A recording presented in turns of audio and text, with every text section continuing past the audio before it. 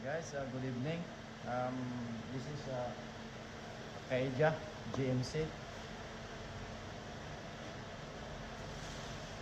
After you replace the power steering high pressure hose, you have to bleed the system.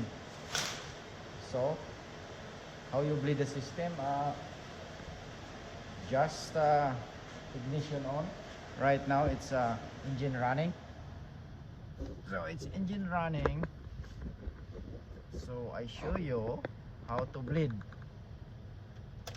So ignition on, engine off. So ignition on, engine off. So just turn. You have to turn the steering until 12. So that it should be in like this.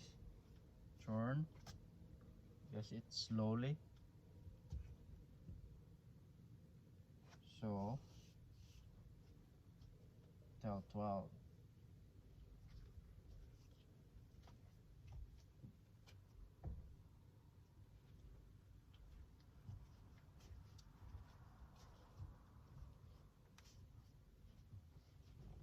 One.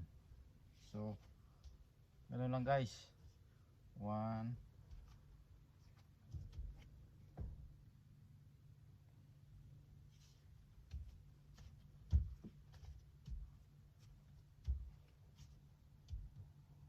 2, 3.